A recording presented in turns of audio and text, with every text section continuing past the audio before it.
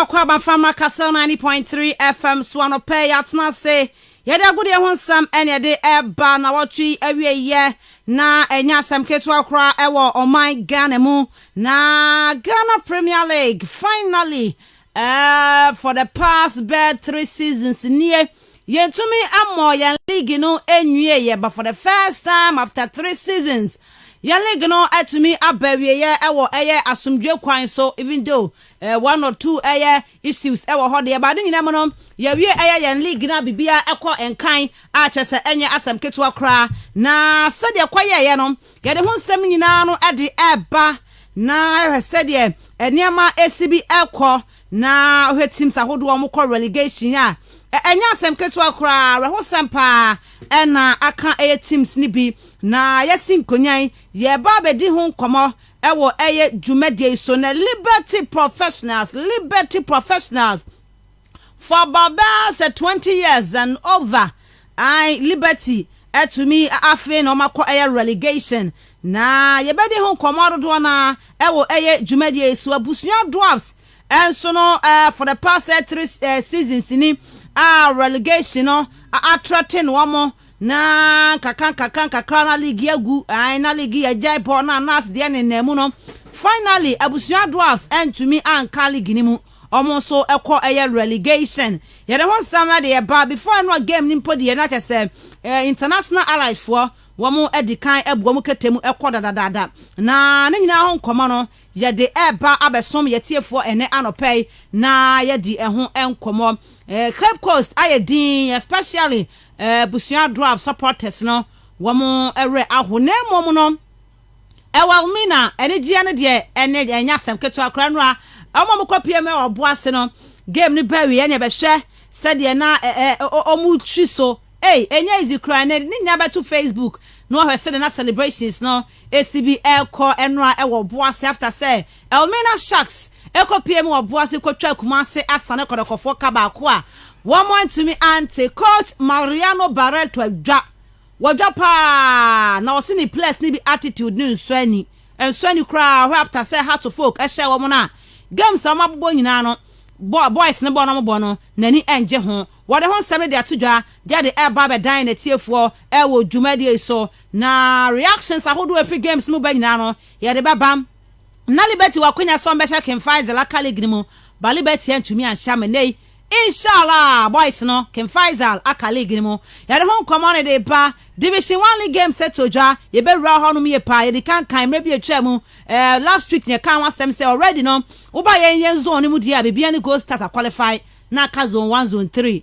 eno zone 3 dia no so no bibia awie mu die amenei Accra Lions and a qualify eba Premier League ni mu na Venomous Vipers eno mo hyeyo nanso no dawson ye de ho nsam no nyina ebeba abedan na tiefu ba kopie mo nkofama so kakra bi ene nkama no nsem bebre ye Vipers ni mu wi a ye ntena se ye discuss bibia da bi ni eba fie because efisam no dawson ye pa how to folk omo ji omo trophy ni de bad game no omo lucy ye Samuel Buadu ani anya ho kra de ho nsam no ebeba CAF Champions League final no eba so on Saturday Al Ali of Egypt she said the omote Africa for yankon so womo chese ba no ball no dia obi antumi omo ewo Africa continent so no way Piso Mosmani na mrante ne yeduma no amenei ome defend the CAF Champions League air title ye de hon koma no e de beba ma no nsem beba wakwamu transfer news no do na ebe ne ye besin konya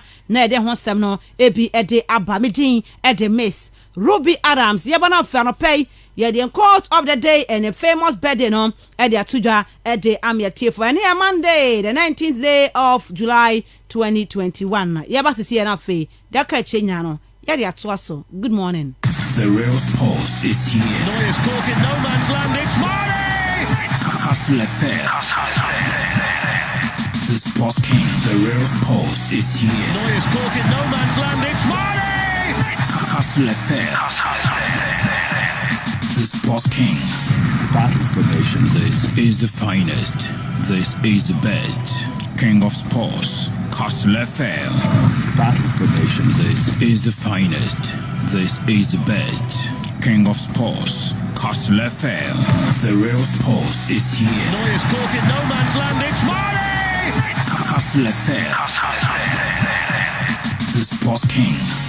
Okay, Yamana fe yamfa yen quote of the day and famous birthday and so na yanko yanimu ewo jumedi ni so nemo before that I koma FKK akwaba na yehesede estie FKK.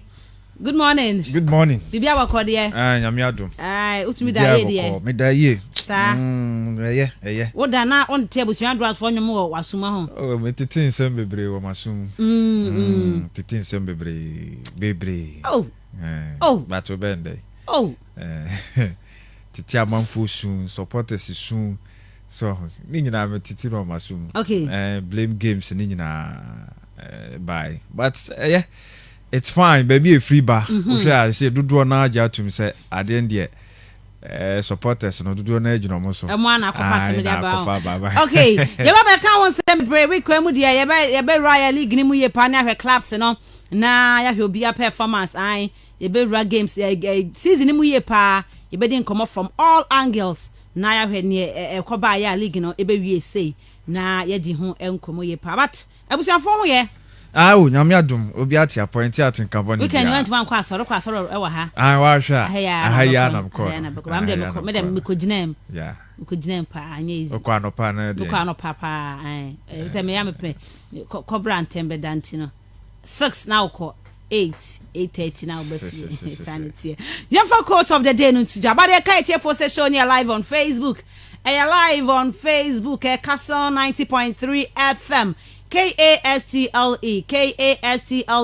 Now the 90.3 FM radio to us on Facebook no ajebre. I show no live ewo ho bomodin asa wo share na wo like na wo share na wo nua enye bi after Castle FM active on all social media platforms so it's Facebook, Instagram, Twitter, YouTube. Ni na Castle 90.3 FM follow your videos and pictures like bi share bi na Castle FM so no yenko yanim ye pa obetumi so atenka on www.castlefmonline.com uremo ho so a onsa betumi aka ya no pay dwumadi ye di sa wonka ho ada bi enye ye da bi adant bomodi a so obeche wadwen wo show ne so wo ma wo message ni fa 0244 743143 0244 743143 odo message ne fa to ba meje back in can we show no so etumi e de ama on Facebook so call na do adwen chene fa ho ban so a back in can nicely e de ama e we show no so anopay ne wo e de ma yetiefu ni pain makes you stronger, fear makes you braver, heartbreak makes you wiser to thank the past for a better future. It's no FKK. Pain, PAIN, pain makes you stronger. Fear makes you braver. Heartbreak makes you wiser. Aha. Nah, say. So thank the past for a better future. Aha, you know. Pain makes you stronger. Pain makes Emma wo shedding. Say ma wo yedin din. You usuru ya wundi dede ya wo ne beba but ya wo na chi no o se wutimi ejina wo na so na ko anim. Fear makes you braver.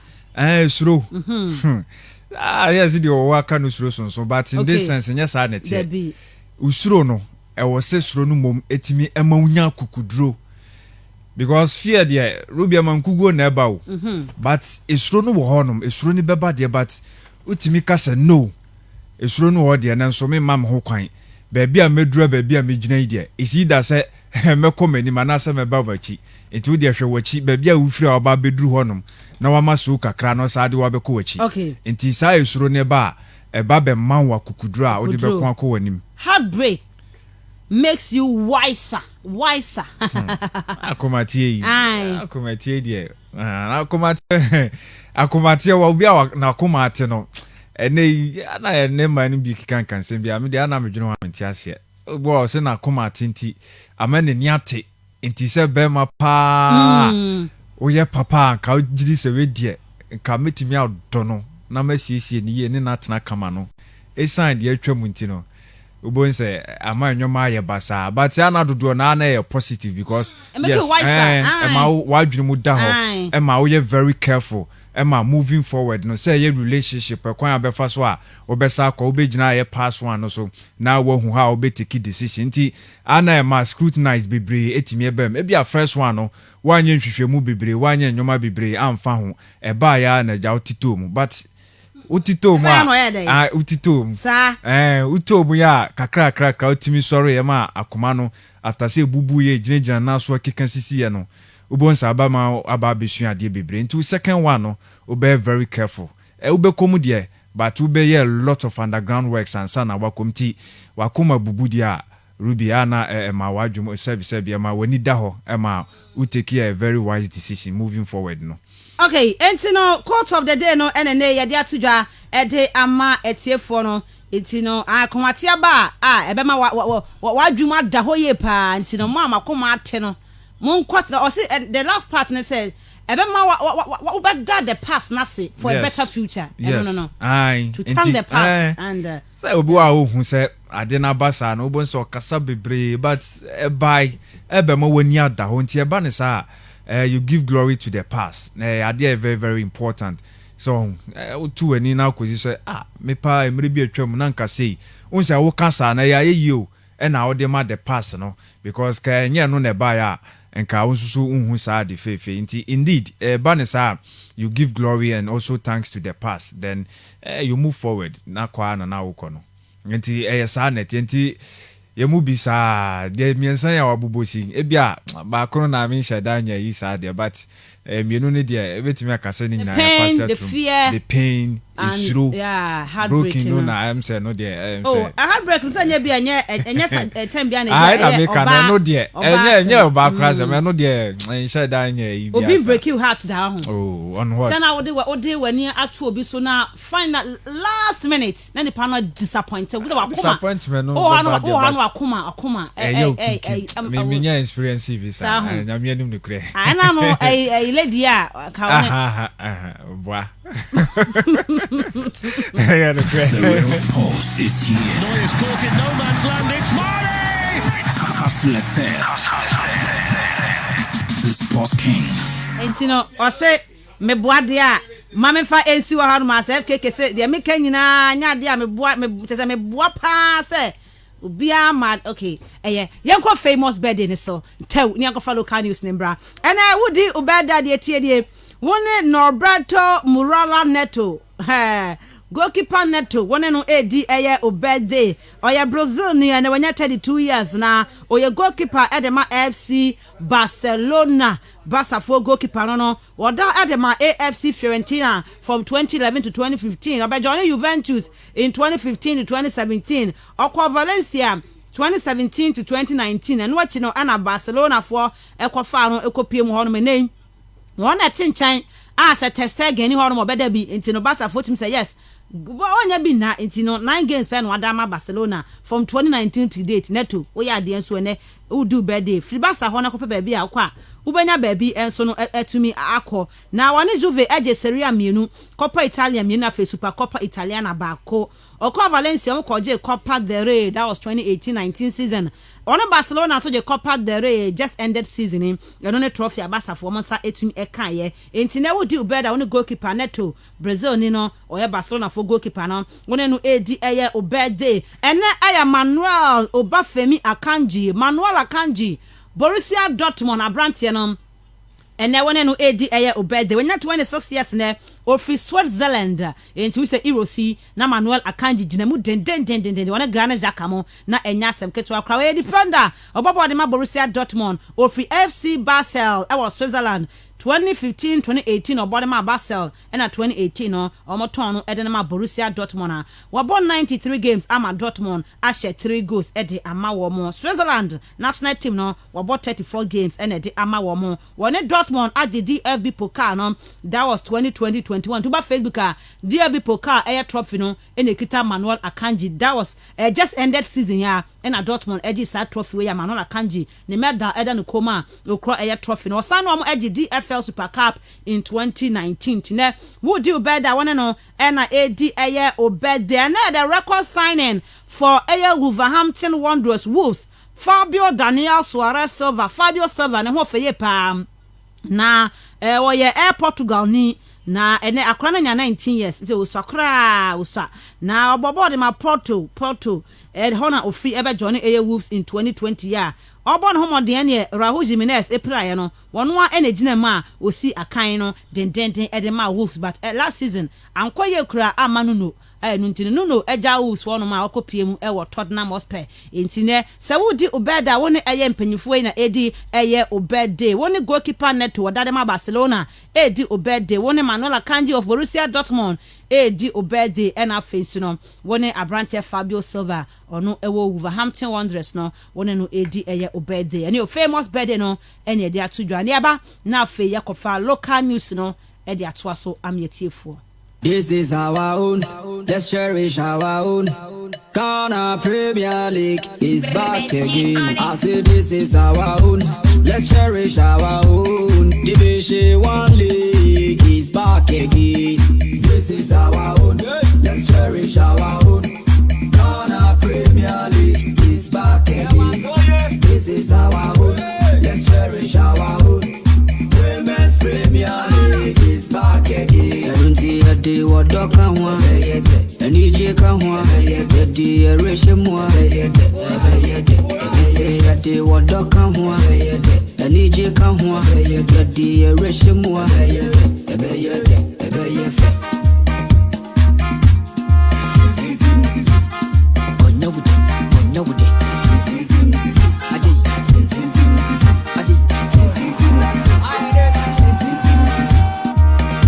since the days of Baba Yara, we've been there.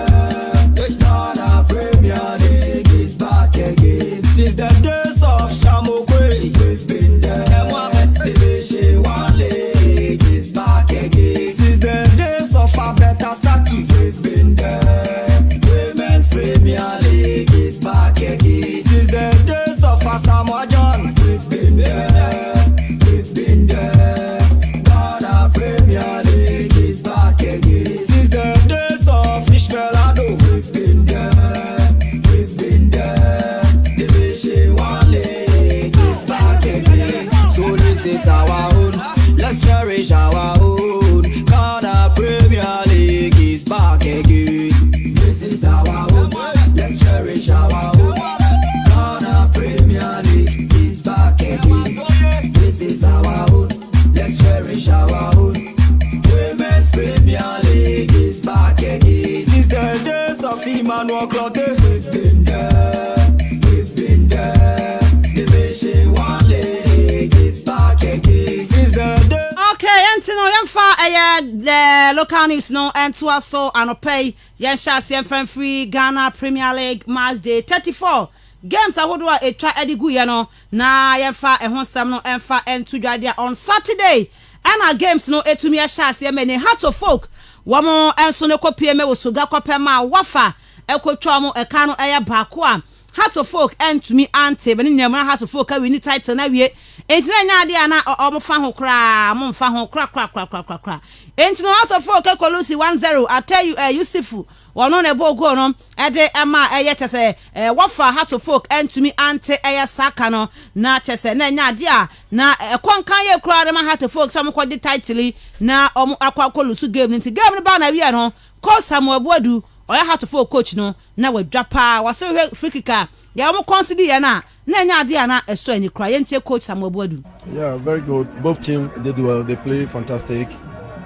I said, yeah, they did well. I don't want to talk much. Yeah, because of the incident that happened, that's the free kick. Yeah, it's quite unfortunate. Entina is quite unfortunate. And yes, my coach Samuel Boadu wade atujwa na emede won sam ede eba na Samuel Boadu ekasa quite unfortunate no na se kopie ma run dey prosper na te ogum doctor one coach Adema Wafa was game am na Heart of Folk ball on Saturday no na e game na ano ed ni ye pa yentie coach prosper na te ogum. It's been amazing, it's been fantastic. If you look at the intensity of the game, the intelligence level of the boys, how they're able to circulate the ball, especially under pressure, how they're able to spaces to receive the passes and how they were able to search forward. It was just amazing. It's beyond my comprehension. They've done very, very well, and I'm proud of them. Coach Prosper Nate Ogum, another son, 72 and on Heart of Folk. Almost any title, no. Dr. Prosper Nate Ogum, the two just say Heart of Folk. I'm a bomb holding a pass, said they're the best team in Ghana. Yente Coach Prosper Nate Ogum. They are the best club in Ghana at the moment. They've won the league. There's no question mark about that. They have a good coach. They have good quality individual players. He's been able to bring them together defensively. When they are playing, you can see their structure and organization. When they are on the offense too, you can see same. You can see patterns of tactical disposition in their play. And I think they deserve to be champions of Ghana this year. When some Dr. Prosper Nate Ogum, or the two at the FA game or money had to folk at the Aquabo and Nino ho. Na yam free ho na said be Abrante Yusufu Ate, one on the man of the match, no. Na wafa for modi pa this season. Or not so the same credit to coach, you know, as I started 3 new week, no. Okacha say match massive win. Because here the person yes so try history. Nti and yes say be lusima fortunately say be you be win nti your determination say you be win ball win. Eno yan sama Yusuf Ate wadi to dwa omra wa fasha to foka kabako heart and to me anti grade Olympic session 2 Dreams FC Ate Bako Abdo Munasiru and Philip Nisa Kinebo 2 goals no ede ema eye Olympics wamra Ibrahim Isa wate Bako ade Dreams FC Ashanti Gold ha Saturday no mo share 7 tienye pa 7 Interlight Santibi Isaac Opokwa de man ebo hat-trick Emo Sadai eshe 2 Hasmin Musa Eshe on goals so 2 na day Hasmin unkwa boba kwa ebo unkwa okwa kokoshe on goals adai Hasmin we say wanya de kra enti ano ne de kosi e Saturday no na ekopiem on Sunday anwa na izi kra odoma Adriana Stars 2 Carolina United 1 Charles Jemfi Kamara and Benjamin Troneboa woman ebo 2 no de ma Adriana Stars omra dia Wize Taylor Watebako edema Carolina United Kumasi asane koroko womo tena fie waboase Elmina Sharks ko twama kaba comment Tahir Mensa won ebo go no de Elmina Sharks na kopie men na eno Sharks said etia no no mani abriye papa waboase a o hwe said etia players ahodo wo ko suspension na ebi ma ba bese mienu etumi start game no na se anu odine ye pa ntia no hese Sharks for no mani abre waboase na nya easy na game ni ba na wi no ene ekopie mu ewo Elmina Sharks akache any coach assistant edema Elmina Sharks Sam Ado akwobon komosi coach muna muni o ka dena nkefa mo kon ho ba nyame asia behwe mo yenties ma coach Sam Ado what to dwa. Yeah, first we said we will give the glory to God that we have come out from this situation because it was a difficult situation seeing us at the bottom of the table. It's not good for us. Yeah, because we knew that this is the last game that we are playing, so we asked the boy to go all out because if we don't get win, we don't need a draw. Yeah, that motivates us to get a point. Why assistant coach Sam Adonis Maudwadi to Jane, Madam Sam be Ade Eba, Ewo Aye, Jumaden Santano, Elmina Sharks, Omo Aquabo money power Aye Boise, na Omuye and Chiswa no Muchino, na Enya Diana Eda from Cratch, say, aha, over Facebook, any of WhatsApp so, and Elmina Sharks supporters no. Wamu jiwa mani buwamu teseni nyezi kra mane meme nyina dia fra waboase abonten so a omu jiwa mani epamtani dia na betwa so ene enso ewo chese Elmina abonten so bibia tuma konkan de ama wamu ntino eno ani de koto jana kopiema Benjamin Bernard Boateng BBB eno kase ko be shego de ama Sharks but go na mabobi eno was so many ajepa because not game woman so many a almost ebe she for many aje because in a situation a woman here na pede avoid relegation by na aduma yetum avoid the many next season the make sure my fans there nko so support here next season e be me go to me abo tough yeah. Benjamin Bernard Boateng say Elmina Sharks supporters nko so anta o machi because next season there dia omba be top 4 no bi na be bia tuma konkan na coach Mariano Barreto kotokofo na kotokofo amafo se mo nya de o anya mu ye de sa de mo nyaade mo bo ha so amulu su ye ene efiri ho enkuguo nku a Kemfada na mo bo draw mu gum hu ani maase Barato adwa na kasa de na wa pa wo de ntie na bu afu modem a eye team ne bo no ba de nyina ma was ba de confirm eye Elmina Sharks Senra omutumi edi nkunim no coach Mariano Barreto. First of all, it was the last match of the league. And before the match, we have a challenge. It's one medal. It's an honor medal. And we lose this medal. Because today we should make some things we didn't make after Hearts match. The last 3 match was very bad. And we put everything to this match to try to win this match. Because we knew that the league was over. No, nothing will change regarding the position, but it was something regarding what we have to do for our fans and for ourselves. And we did not. I'm very, very disappointed. And everybody have to think what's happened in the last 3 months and why this happens. To never more happens in Kotoko. Congratulations for the other team. They make it job, and we was not able to do our. Entino, coach Barreto say no kwasem no bia hu ne akoso ne manya kra ne busan say coach. Ene manya de anya ka FA Cup no mbakwa kwaje ana no say omo hwe no say games aka nyina no omba wini but ni place ni bi boala omo bonanse no enye kra enye. The challenge of Kotoko is trying and fighting to win all the match, and we didn't make it in the last 3 matches. And this is what make me worry. Why? Why the attitude of some players? Of course, it's not all the players. We know that. Yeah. And this is what make me feel very, very upset. Castle FM. Entino coach Barreto wadwa pa wano a enema ekosi ya no enso eho yema PM Cape Coast abusua do ase shetu mabechemte ba ko ba de wi ache no na abusua drafts mpefo Ghana hankwa de ompese obeka mo se nya relegation omunya nko ye gise ye call congress ansa ntino me pa chawe no bi ankasa abusua da score relegation me srapa gise call congress ansa na kwa ye promotion and demotion entino said obaka yeah coach na coach wamo coach amapo match no na mom said de man of the match obaye osin ya pa woni asie no so the results I think the Castle FM because we have 2 teams now on the direction in Pfizer and I national more than 2 and the the results are going to see the because the past was a team local division. I was able to find ways to get number premier. That's all.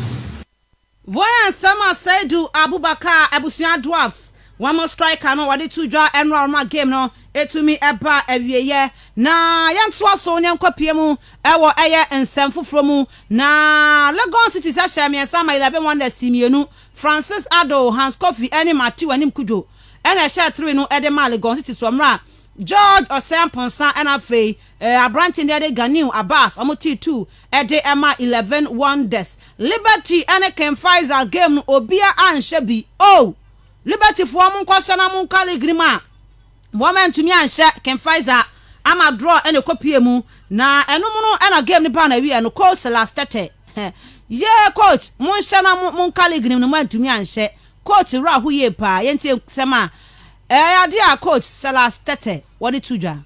Well, it's a game well balanced on both sides, well determined, both teams trying to refusing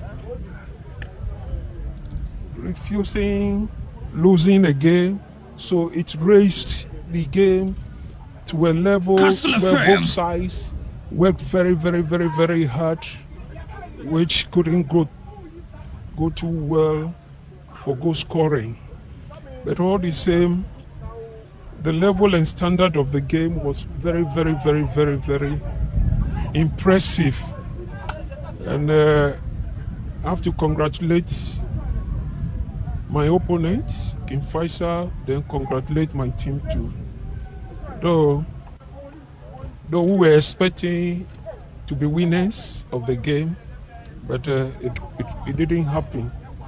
But better still, football, yes, my Muslim brothers and friends will say, Kun fire kun. What will happen will surely will happen. What the good Lord has said that it will happen will surely happen. And that is what happened. Because we were very, very determined, creating opportunities for goal scoring, but we couldn't get through with it. And that simply explains that the game should be 0-0 for both. Why and coach Salas Tete and the Rahu ye panas mo kanyina kra kananumu coach bibia ebe fine nyanto wasie na kokopiema Nuruddin Ahmed on can find our coach Alhaji Guza Safedi Alhaji Guza wahu wo dia brofo gidi abrofo bo monya adwuma hwe Nuruddin adwuma wabo Nuruddin mona maka mu no what some kakra tudwa. Very difficult. You know, they are more experienced. They have been in the Premiership for a long time. And then they have produced quality players, and then that respect should be there. But we knew, and we are not very accustomed to the Astro turf, but we just managed to strategize and then get what the most needed. The strategy was not to allow them to play their game because they possess and then they use the long passes, so we had to clip and then cut down the supplies, and sometimes the wing backs they were very, very attentive and they were able to at least sustain them, and that made it. But in all, it was a very difficult game because we needed a draw and they needed a win, and so our strategy worked for us, so we are happy. Why I am someone coach and so added to Nuruddin Ahmed media man social ba kubrekum Chelsea one more end to me anti Saka no na Sara Hosempa and so come brekum Chelsea ba league the oma kamunti no money how near Tibia and now so interior Ghana Premier League in the table ni koye nie Hearts of Folk Energy League with 61 points Kumasi Asane Kodokota Osumienu with 57 Wafa to Osumiensa with 56 Eduardo Stars Torso and 9 with 55. Mediama Sporting Club on the 5th position with 54. Olympus na Torso 6th, Omunya 52. Dreams FC Torso 7th, Enya 49. Karela United Torso Ngotwinya 46. Ashanti Gold Torso Nkrunya 45. Brekum Chelsea Torso Du Omunya 43. Legon Cities Torso Du Bakwenya 42. 11 Wonders Torso Du Menya 42. Bechem United also do me and send 42 points. Na nyetienie Ken Pfizer let also edu and 9 enya 41. Edu no me Almina Sharks with 41. 16th Busua Dwarfs with 41 points. Liberty 17 with 40. And Afentara Setra 12 with 26 points. Ain't in a way any table on Tiavianum. Top 4 ye Hearts of Folk. Kotoko Wafani Adriana Stars. Bottom 3 Busua Dwarfs. Liberty Professionals and Afe International Allies. Intinosa and a Ghana Premier League table no. Ekwakoye Busua Dwarfs nya 41 points. Ken Pfizer nya 41. And Afe Busua Elimina Sharks nya 41. But the bano head to head Ken Pfizer better head to head than Elmina Sharks. Elmina Sharks also better head to head than Busua Dwarfs. Ken Pfizer sound better head to head than Busua Dwarfs. Enti no ani ni entia Busua Dwarfs every mu nka go difference nko ade anka Busua Dwarfs manim eno na medwen ho na me ya se Busua Dwarfs wo he games ahodo am boye especially last week against Ken Pfizer na ha ma consider first goal na kwa Busua Dwarfs first consider second goal na ha kwa Busua Dwarfs strikers so say chances par last week ni padia e wo say your boss support is a but some of the games especially Ken Pfizer game nanka Busua no so ho kwan se nkomo ti game no kan po baako nanka omo ho kwan se kasase kan go ni ponka emma ke koba sanka Busua Dwarfs any Ken Pfizer ebenya head to head no be pe then on goals difference Busua Dwarfs that qualify aka league ni mu but ni nyina mu no enyema nkwa ko wieye enti Ghana Premier League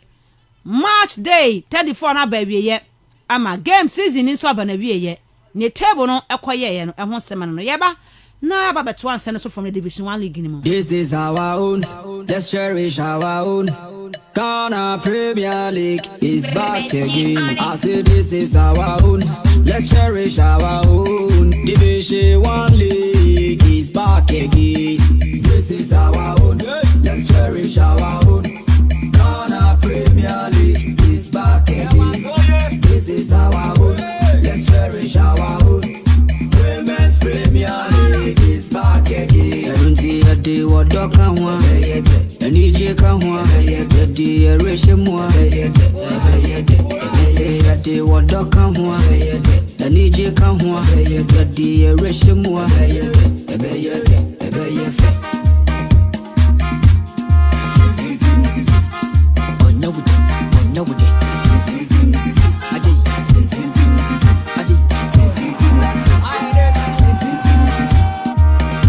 Since the days of Baba Yara, we've been there. The Ghana Premier League is back again. Since the days of Shamokwe, we've been there.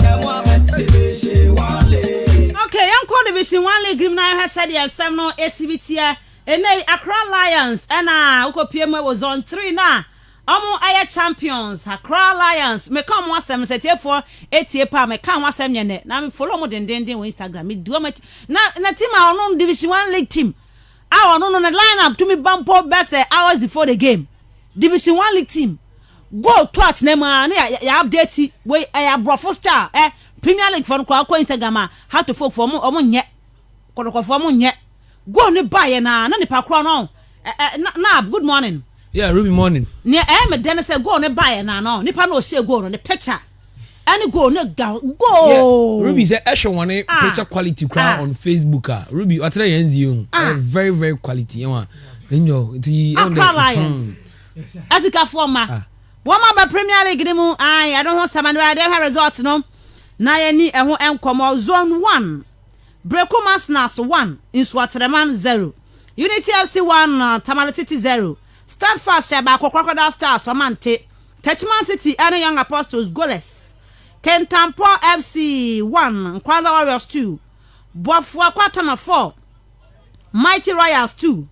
BA United 2. Wasunta 1. Yendigbewa. Hey, Yendigbewa. Yendigbewa. Mutifiema.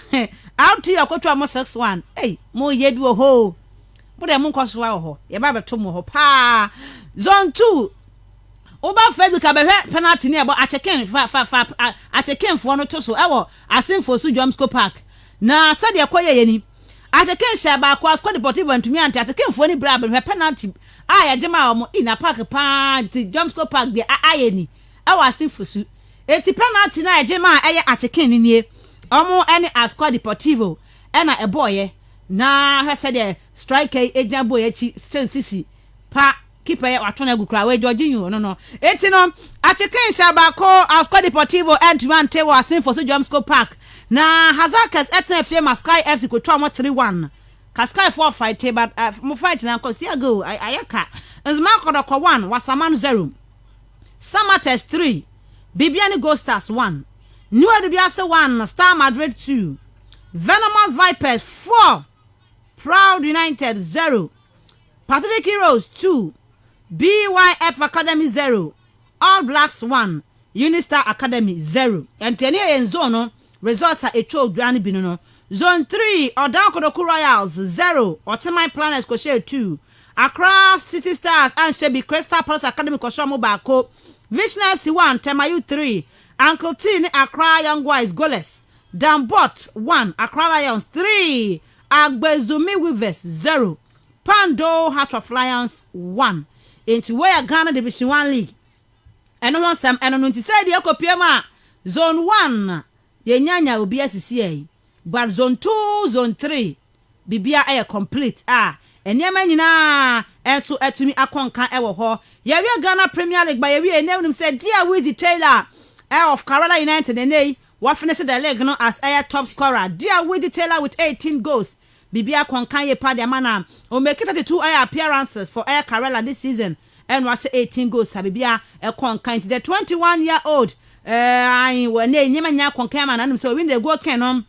I just say the last of Ishmael Adomo, Hans Kofi, Chastella, Bernard Dombo Temo, woman nya rere nei abrante na ba beka ho bia bibia konkan edema dia with the tailor and akokopiem a niema ekonkan edema na this season's league wono etumi emerge as the top scorer of the season na niema nyina ekoye etumi ede man nti no ho nsam no ene ye dia tudwa ede ama ye tiefo nti no Ghana Premier League abana wiye season no aye kama ba de aka eche na egusu a ye hwe intabla 22 years Liberty for eko relegation na e ba betna snap games ne ho komo nya no ya ba bedi e we show no so ha Castle 90.3 FM Kaise show ni live on Facebook live on Facebook wadwen hwe bia no obetimi dia forward dia ba na kenkan ed ama sans na better still fafa 0244 743143 0244 743143 or the first about whether WhatsApp and I said text message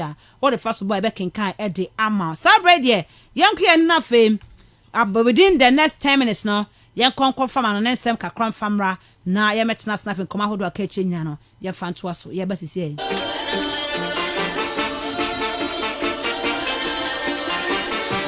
Sports is here. It's caught in no man's land. It's Castle FM. The Sports King. The real sports is here. It's caught in no man's land. It's Castle FM. The Sports King. Okay, FKK yankuyenim. That's Miss Ruby. Reverend Kwabena Kusi FKK. Reverend Kwabena Kusi FKK. Who do you think? Oh my God. Well, they didn't uncle pass it. Reverend. Now, Reverend, or say we be nade. We ma. You call your name na. Somehow various outlets report here none of a diamond when some of your party a room to now yet in some no ediabani a coy and nanra a yadia Formula 1 no when him say yadia British Grand Prix no a toja na Verstappen or near Lewis Hamilton. They said you are mukwadi and I buy Formula 1 mudia and I ye bo na I'm ranting modern bono yadia was through ye pa Lewis Hamilton a yadia Formula 1 and now je edia bono boa or no kwa dim kunim na Nelson Max Verstappen ababe pimo no so etro in challenge no ede Emma papa nasa branche your friend Lewis Hamilton no so efri England na eno ena ene won game amo ede etwa to anasa tournament no ekoso omo ede boani ebepempem so na proud to say ne Lewis Hamilton ebedi nkunim no eyade omo ekokonya crash na crash ni mo no ena Max Verstappen ababontene ababe to be ediamani Lewis Hamilton say enfum so ni nyina no efri no sanse ne ono na ne lidi ena Lewis Hamilton efa kwan bia so say na obetimi aboa ma Branton ho akwa kire na sa crash no etimi eba hye no so say Max Verstappen opraye ama gwentimi antoa so finish race no kokopie mu ewa yar sabia na mom de tienie sa Branton no ho treatment no akoso ama bibia aye kama mana wa babonte no se owo hospital no ena na ohwe videos no ohwe si no de wi na nyoma esiko na ohwe Lewis Hamilton de wi na osi ehurihuri na ye tu champagne egu no so na oginani na Verstappen say han ye pa sense so say nam no so and no went me and finish tournament no and na afi okoko wie ya ye de trophy no ema no ka say kan ho kakra na nka on comment on say I'm sorry say be nam no so Max Verstappen ekoko pem ya ewa yar sabe na so o se de ya na Branton AC ginani no o se unsporting mal behavior sense enya de etimi eboa wan tro odo ewa ya agro mu edie no wie ye and a Red Bull one boss papa was share Red Bull so and they omo and a casa hold on edema Max Verstappen say no betimi aboama bibia akon kan papa your friend Christian Horner ono so eba bonten ebeto to be ede Emma Lewis Hamilton say wantimi amboa sanse enam no so and na bibia ekoya nyoma ekwa achew edema ye Max Verstappen ye movie e wo forward ne akoyanim dia Lewis Hamilton so otitin sansem ni nyina no ontimi enka na no ntum na wo so oba bonten na obeka bi na ensem a oka ni nyina ene se ogidi sa brand ye friend no Max Verstappen ono enetimi eyeye ema samfom so no eba sanse eyade a no wasi nanim na omma ne kwan ba bia ema no pass through eno ene koye se na ni ono so no so etimi ebie kwan ede ema no ho a esan nyoma no ekokosi ntie nei Lewis Hamilton so ebremu eya brand ye friend no Max Verstappen na boy no na wo obi ginidin mamenchia eye chairman Rona Kwame na mnum say some obi o asenfo so a wotie ma ne game of pepper ni Formula 1 na wabaji udin wo musa na nyame o akora wo boy obi gi ne din wo betu champion afri so na nyame abo na se wo ka akwhwe ho na se wadi first na wo gi nani a wo se ma ne nyi nani onwe wo se wapira na ka wo mpira se ka wo betwa no yes uhwe ni bra Max Verstappen de bana no din yie pa and Lewis Hamilton no so wababon tia beka bebre se wo hwa Mercedes so se won cars no omusi emiemiem na speed no omo edi bikan omo just last weekend ya omo etimi ekoye unveiling no Newcastle Lewis Hamilton ade ba na so still Red Bull for one cars no edwane yie pa na uru mu football nsemu dia ye gina ho massa ho no ma na massa report say nra and say weekend in Madrid omo eboruam friendly game no one second game no omo edi etudwa omo ne Rayo Vallecano and edi eboni ekoye 1-1 na Isco yese ne form no basu yie pa okoto watna na so Madrid for entimi nkromu a ekoye 1-1 ewo honom na uruoma emrantie no yade a senior players no mo enyamba entie ne ubenya Andrew Lunin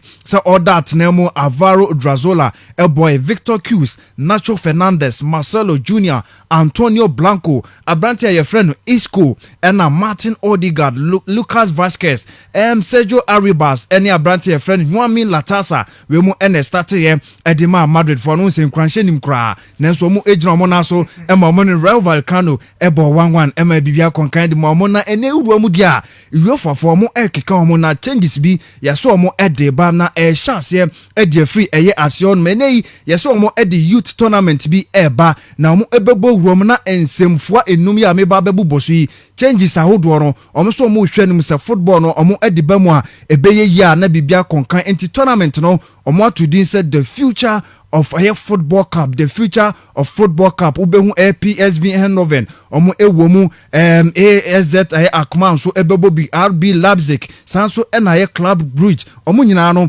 ebetimi aboruom no mo kwa kosi akan bia de tienie enhyehyɛ FIFA for ede ba ne se eno mo behwɛ se game bia ekoso onim se ne 45 minutes ene ebono each half yes so mo hwe so mbeti so about 30 minutes enti ene ubon se tournament e eba be hye no 30 minutes each instead of 45 minutes no eno mo ebebo sanso eno mo se games no ekoso ano se player bi ekodi nsamone na se ye referee ne ehwesel no stop game na eho na so clock no ebe stop en ready enko enti we ni aye first change omo ehwe no musanso na omo se unlimited changes ene unim se covid e buy no empenifo etumu instead of 3 substitutes no omo ede ekwa ye 5 enti 5 no yesi game yi anase youth tournament e ba so no omo behwe se ne mbetimi amakwan ema teams no am make a lot of substitute the omo ankasa so omo epeso omo ye no empenifo be makwan ema omo aye na bibia atodwa no ne second one sanso na third one no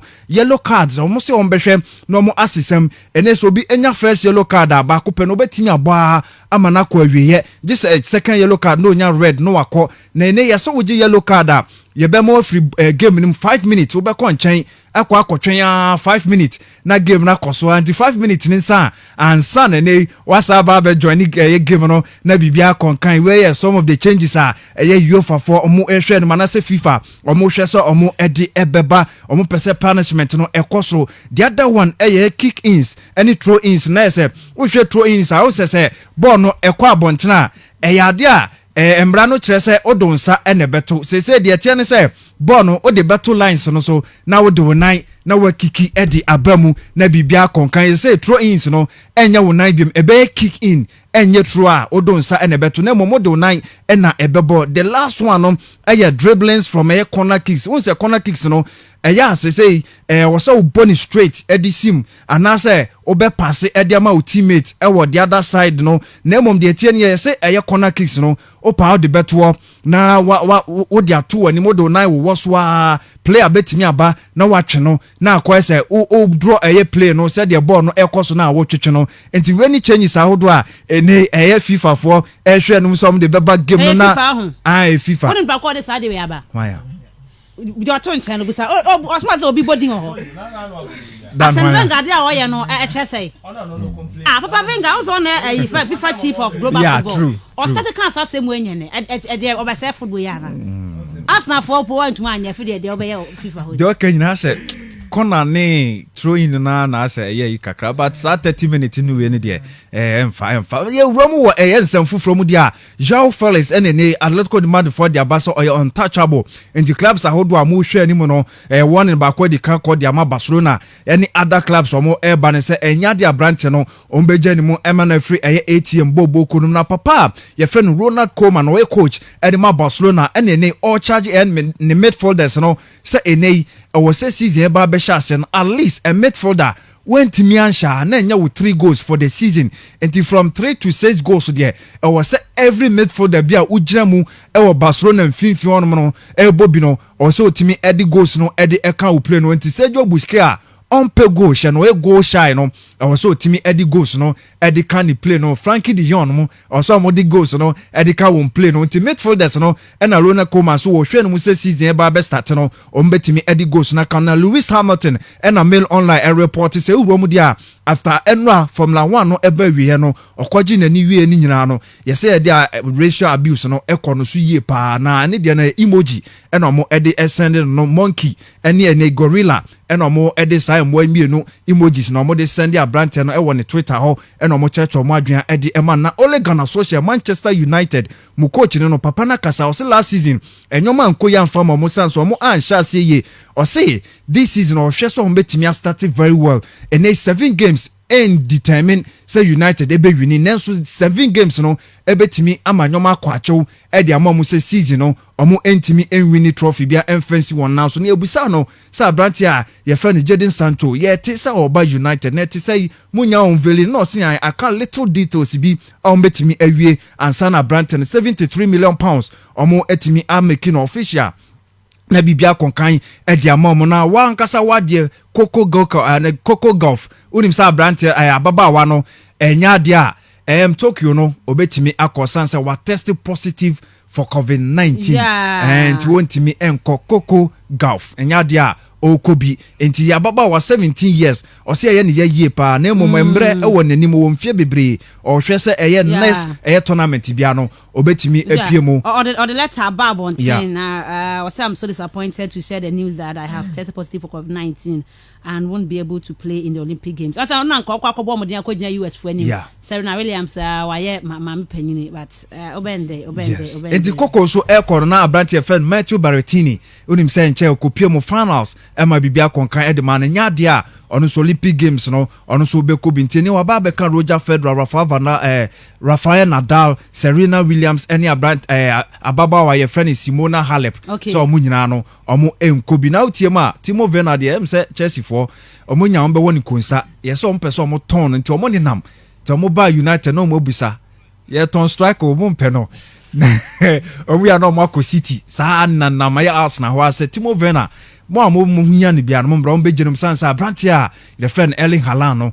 also mu etimi ema kwan omu pesika no mu esa pe eye position e fama no na omma mepiemu na bibia nkonkan emfama no ewo hono na Kingsley Coman so yesi Chelsea for money gin hu ye pa yesi mo hwe se swap deal betimi akọ na mo kwa amukuta mu nsem Callum Hudson-Odoi so omunje na omunjem na Brantia ye friend Kingsley Coman on free Bayern for Emra na ono so emesia kan emfama mo na bibia nkonkan emfama eye Chelsea boboku ye de besia na United ye so mo epe Declan Rice na yesa Brantia ne beba jese papa ye friend Ole Gunnar Solskjaer watimi akasa amakwan ansa na bibia ko elde ama eye Brantia no ba Erling Haaland ne sama okeken Brantia obenya ba o se ne ru ahuye pa se Jadon Sancho wofre ye Borussia Dortmund bobo konum akọ na utie ne nsama okekande ya yeso wanhwe Brantia no no ankwa akọje pene amfiri eye Borussia Dortmund ye DC sanse nei ne playing mate a friend Jadon Sancho wodi kan firi ho e na o se eye ne ye pa enti Ruby ye de besia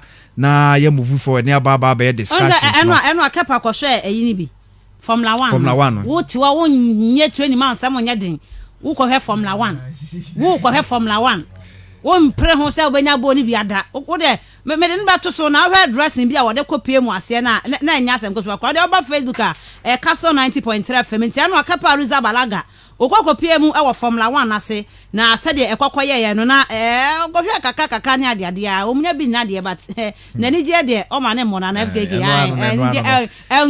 enkwanche ni je de e ma ne mo kra na bibia nkonkan ti yaba na fa ba bedi nkomo na ya hwe se de ensem no esibitie The real sports is here. Neuer's caught in no man's land. It's Mane!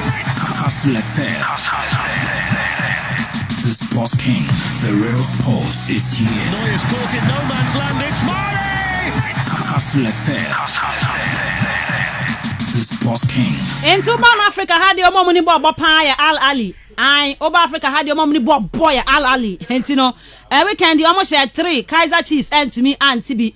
And you know, Araho Sampa and a choir nay. Kaiser Chiefs for and you meant to me and fan momo. One more aqua free mu honome. Or man to me anye air title no. Ama and your man conquer Al Ali of Egypt. One more defender or more title no come pa and so our air Africa and continent is you know sa and a kwakwaya our air the CAF Air Champions League Heart of Folk mokwa na Ghana for anemono mo kona fi money Ali for no mokwa and akwa pempem so nti kapanie aha fani fa no kwa no to so yes kapa wa fa ne hotete pa tese wo ko ekohwe Formula 1 ne ho so de efe but born na once that enim da ye bedi nkomo ewo eye fisem ne mu ye nkwa ma no ne ene fisem ne obia or 10 minutes ye didi nkomo result eba Heart of Folk enso nkunim di o media aka mo sem bebre na ene eye baretwa wadwa wasokotoko place no ebi mo nya de kra it's hard for Emma eye crew ano so no it's enije be na umanya osoro enije it's no cap ho enije no Aboji, good morning. Ruby. Manchester United mo for mo she ho yeah mo New Jersey no mama Musa ohun say or very good or a 5-year deal Atasa, a 5-year deal no Waba Chevrolet na name. Na 5-year deal no Obama every year be Obama 47. And yes, Gasam no atade na nkasa na show mo no atade no efe. Okay, remember. Tade na makofa ba no efe. Remember before I say Gasam no bebum no, or dem chire man san Gasam no ababaka. Man kasi Gasam say atade no hwese de tie na efe. Oh, efe. E kwan ba so na yo say nya original na. Onu numu ye de. But Kenya, nyame be chef won dini bia. Inshallah wo fun won dini bia. Onu sabe ho adwene kakra. But our channel is a son coach who date back from 1960. A legendary JC at least. As I must send crowd do na. Oh, no problem. One kasa sa wo body na fair show be of you. Aha, into we. To body na be chere. On your way one shout. Aha, body na be chere. In your way one shout. Wow, okay. Right, Dan, good morning. Morning, Ruby. Komodie out there. What's the hard year? Ruby, yes, na weekend way na I dey keep I dey na nkase na sisi Ruby bia anye do okrom. What me die? Ruby na mamba ntem. Amacha na ndan tumo beta. Manda, me kai se minute 1. Minute at about 3 minutes. We are 100 na menye na bi gina phone da more than 3 hours. Ebusu address no kan ko Vipers one kan ko.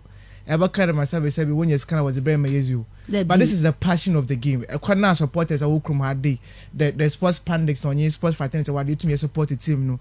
I to me I ensure am Ruby nyamo we to my say wo ebusu draft na Vipers one company say Ruby oya roho ankasa.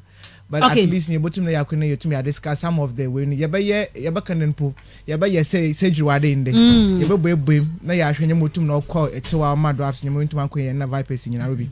Okay, Division 1 champion. Yeah, Ruby. We have a call there. Yeah, we are fine. Wonderful. Now Vipers, what's to say? Ruby. What's your fall? What's your fall? But we will be better than that. Ruby. I can't. Time a Pride United we movie from Kasoro Call and the man say on one of our shows. Now make the Pride United baby we move our call and I share the monetary investment the way to my home now. Obama Pride United. We to my team of Venomous Vipers. Though we were shown 4-0 by Ruby. At a point once we to my accumulated because at the end of the first round, no just 10 points. And actually we between in 11 points. I can 10 points. So actually 1 years away in zone Ruby. We to waffles about top. So for me, I think that Ruby. Yes, to cry, Jerry. I know because actually some could do Cape Coast now. Cape Coast are in the Division 1 and then the Premiership now. And Zama Shadan Queen, but at least you want to take consolation from Westwell. Elmina. Yes, you're checking how far. Okay, you're better check how far. You better come on our FM. Kai says Sonia live on Facebook. Join ye. Never enough like the share. Not young queer name. Nah, yes, some come and say with FM. Ghana Premier League results in Basso. First of all, my young share results nearby, and on share Interlight edges 7-0. Dan, we okay with the results? Me very much okay. Oh no, this is I was one person, but now me a very very very tough on Ashanti Gold because he actually started the season and the sort of players and under the squad that more build it up. And the management actually, Ashanti Gold now with him now was about was here. You know, Ruby no ya as much there. The result that this is Ashanti Gold with him no unconquered because the year at least 4 teams and this is what to make compete for the GPO trophy now. Ashanti Gold should have been part, but unfortunately no Ruby na your man could do one camp and I'm making the appointment of the CEO.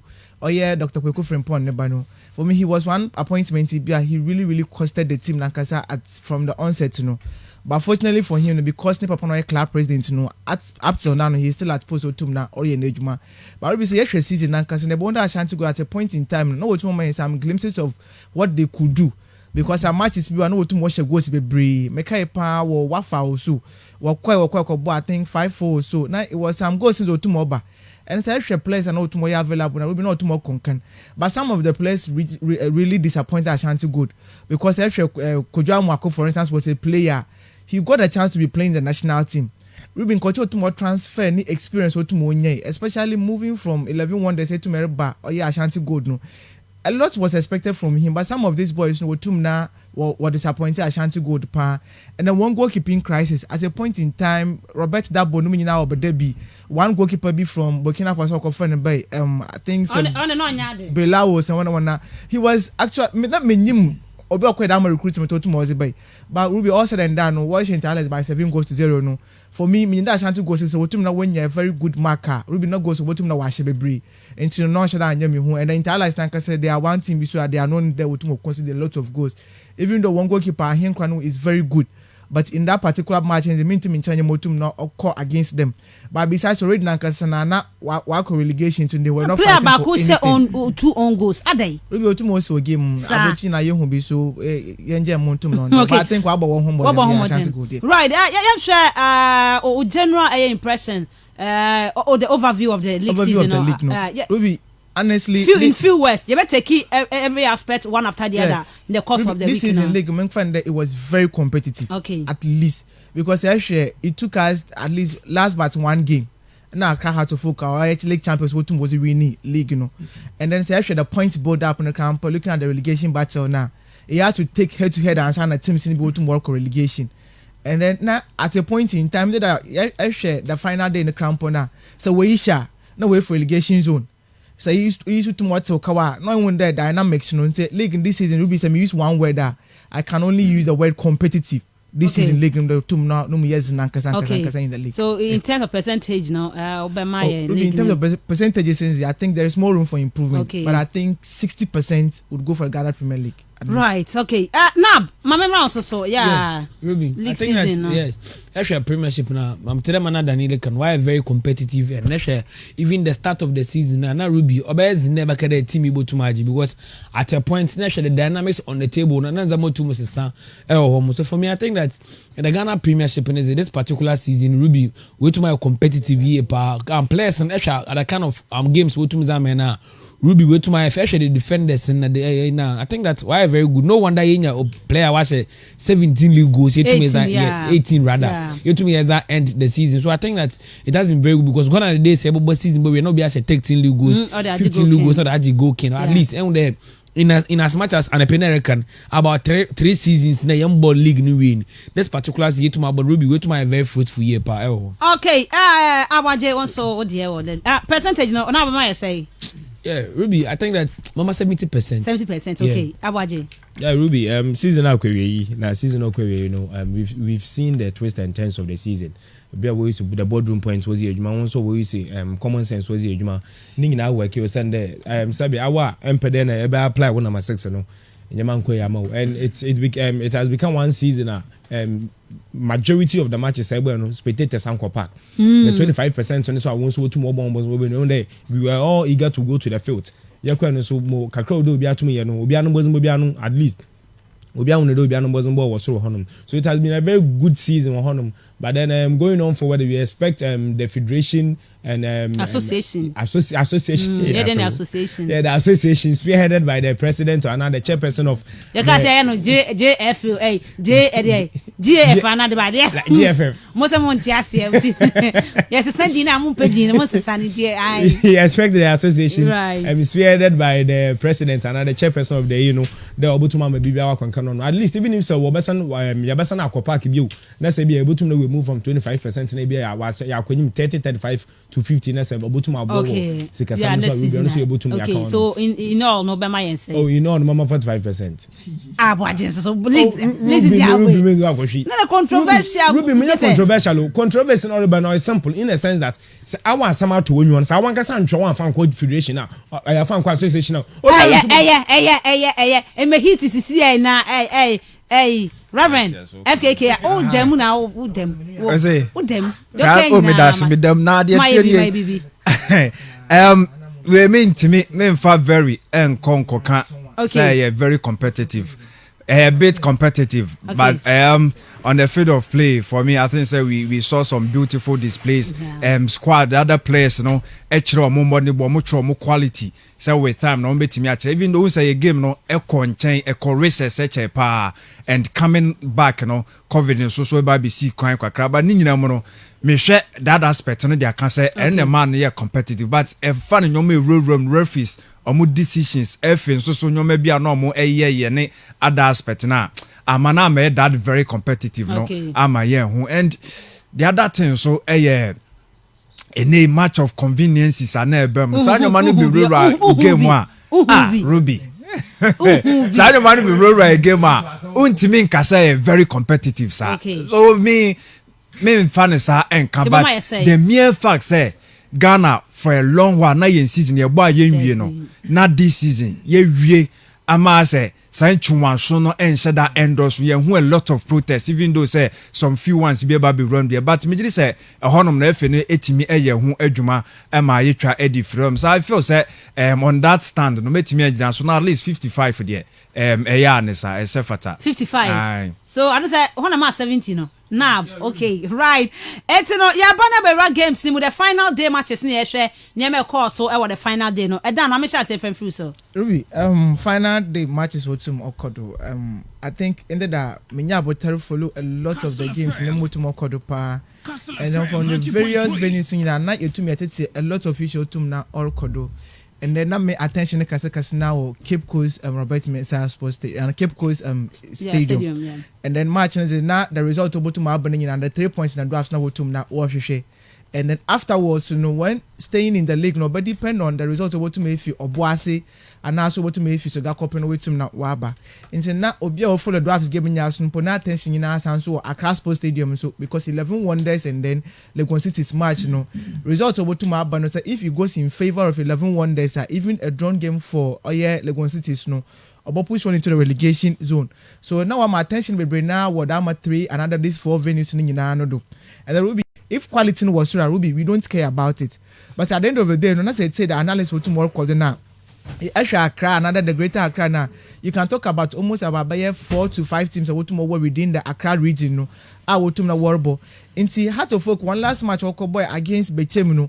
Ruby wotumo kwasha by 1-0 no. The next 5 matches no what's Accra Sports Stadium na wabo, which was 15 points. Wotumo me when you almost about getting to 13 points out of the 15 points. And wotumo win the league you know. Inti say the Ashanti region now. Then you can talk about Ashanti Gold, Kimfesa and Kumasi Ashanti Kotoko. So then again you say what these teams are available around you now. No actually be about teams who are Kotoko there at any day and at any point in time. I say everybody's teams now. Ruby, you can get your at least your maximum 6 points, another 12 points, and within these two teams, you know, because Kotoko is fast in terms of strength, and then the players in depth, another squad in depth, you know, they have it better than these teams, you know. So, but all said and done, we say actually a match between Liberty Professionals and then Kimfesa now, and then for me. The whole season, I make the match. I mean, it was so competitive. It was down my game, no. Even though you look at the number of chances and Kofotum, no boy was good enough from both sides. Nina, Ruby na Aroho kakra. Actually, Liberty bencher. The sort of technical melana wo.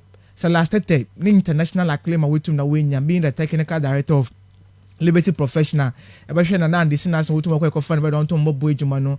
And then from the onset na Liberty to match this season one strengthening as on tum na onyesur. Interaction the likes of Adamunum na other players wotum wo ho nyina na Ruby na you could just see the Liberty na kasa from the old days of Alhaji Slighted Yakopon Fane Crown Fancy no, and then this season Liga na Liberty Professional Wobono, you could see that you didn't have a lot of them quality able to many with the Liberty Professionals team. Although we know the Liberty when it comes to one of the big names within the Ghana football fraternities now, they are part of the clubs who to home buzzing. But unfortunately, they don't know here just a win.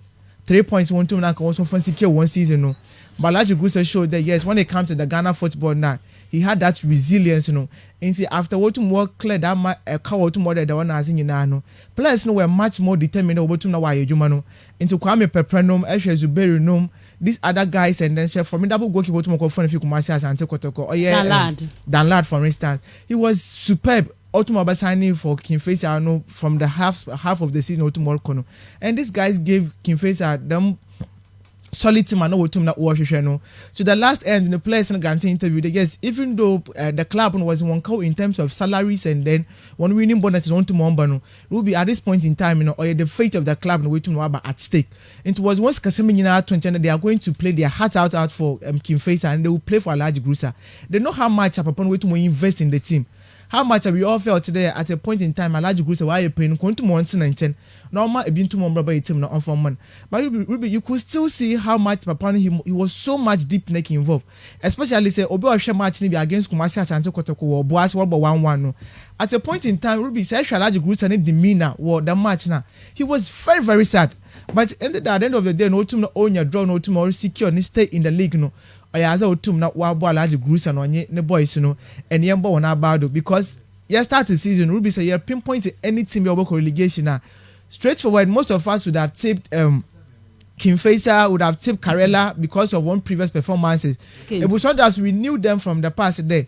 The last 3 seasons, yet to me about league in and as in the league, Brass was in the relegation zone. COVID-19 league, your boy will be to me a breaky. Again, they were in the relegation zone. So for me, not on them 100 drafts work relegation. But I tell them, the team be a strength about to my work league in them. And I'm my catching up, my catch afraid. At a point that 100 drafts league over to wave from the possibility was against the Heart of Folk match because me care there a team you are fighting for relegation will be said about whom the only thing you have is your supporters and there will be the 12 men on the field for you. But in that game it was one that was sacrificing 3 points for Ska because Heart of Folk match and Kema supporters will call stadium Ruby yes you can't intimidate the Heart of Folk team. But at least supporters work on what with Ginger Boys a lot, even though Kofuko Stadium. Yes, but how many of them were supporting the Bushman drafts? For me, say I'm supporting why. Heart of Folk claim. Ruby Messenger say Heart of Folk Bokroma de Kotoko Bokroma de open match Kofi Stadium nechi. But says about Warlord walk Accra, Warlord walk Kumasi. So it will tell you that yes, one hour bana hope will be Bokroma Hade. To full price of finance they come here to support these teams. You will Kroma de be or support the drafts, but the first team here. Kotokwanade Accra Heart of Folk, but just by the mere fact that the drafts will keep close into a better connect support. So at that particular point in time, I thought that the management could have done the honorable thing, at least 10 cities, so that the supporters will go and they will see the goodwill from the club there.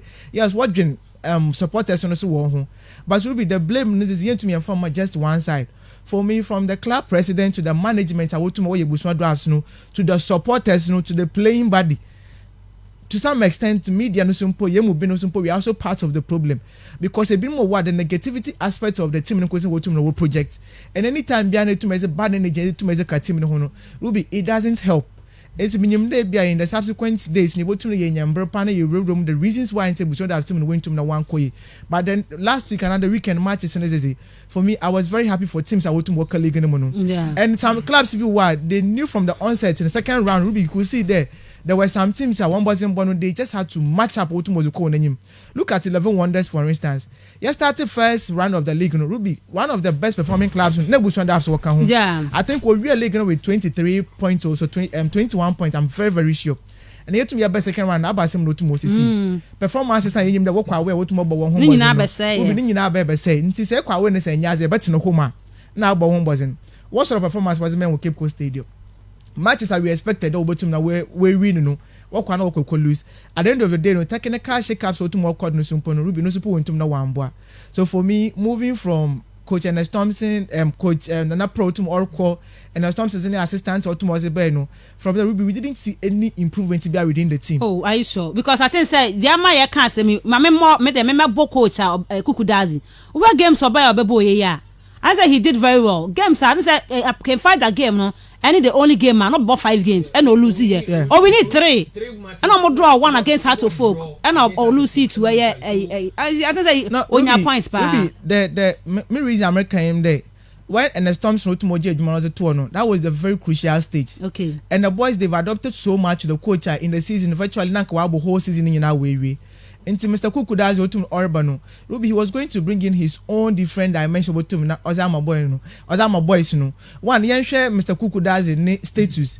He's one guy. I think the guys would definitely look up to him. Yeah. And even say Eshe, Coach Siki Akonom Nazi, and these are the people they look up to because he's a legend. And so if as a principal don't know as a friend, Ismail Nchunbo Papa Wayna, one who there.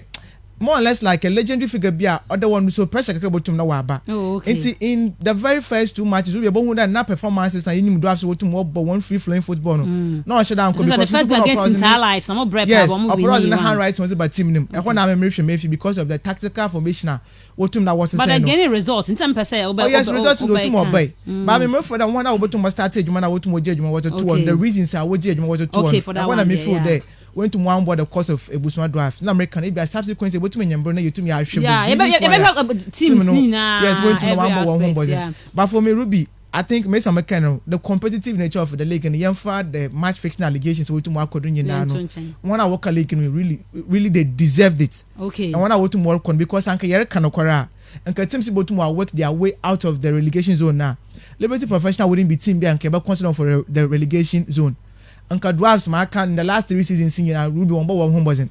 It's well it serves them right. But this season they have more born this season. Ruby, this season it's about home boys, so why are you going to the relegation? And the man no 1 or 2 reasons about accounting for. I think the match against Legon Cities because the match even though now they were losing by a goal to nil. First half no. But Ruby now I had that so much conviction there. Perhaps in the second half now Kobotum now Wabon boys at least a drop Kobotum now Wabo in the game no. But the supporters one anchor say corner for that and you maybe will Cape Coast Stadium no. It served them right. But Ruby also then they should go back to the drawing table.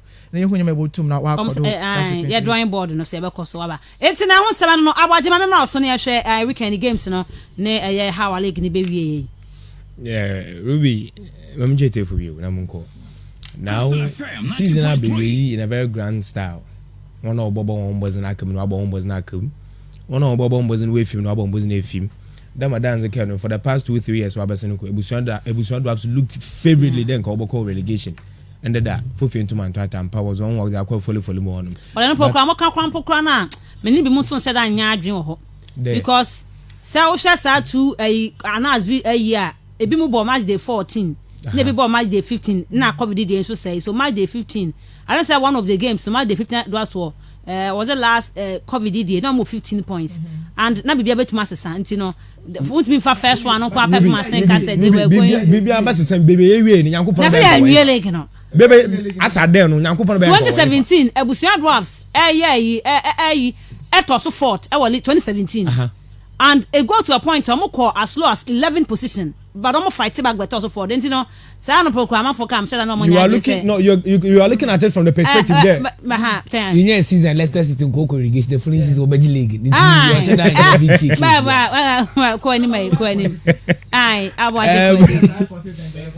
sure Ruby the last round of games you need to look at and then I was expecting the Ebusua to win and finally they win to me by but then still 15 to man to relegation with the Wadam.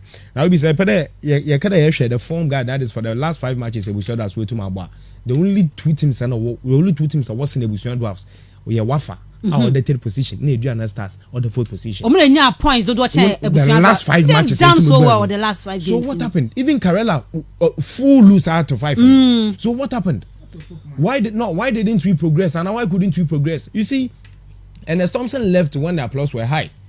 but ehwanu ondumi yem to date ondumi yem no otumi fi onum due to a reason or two or see them technical that their technical room and the technical board no we nya oka ka fan some be because every boy aim for a win and I crave for a win and like Legon City's incidents wom crave for a win and a point deduction wom a crave for win in a way wom we nyina ka home ebuso da so ntuma nko yi one farm on now say you can you break it down you send a disintegrate game ni ankasa ended that say a team Legon Cities and wasn't one say be no konkan yi ankasa then Legon Cities yep first half that form 2-1 you see FKK nya commentary but 10 minutes baby mra oba can say o say Legon Cities for and so the farm say masa o mo te kana she Ruby Danica Rofubi as one welcome no they really deserve what Beyond deserve do come now from the perspective they are you sure be mun deserve some colleague name but waka men ka bibia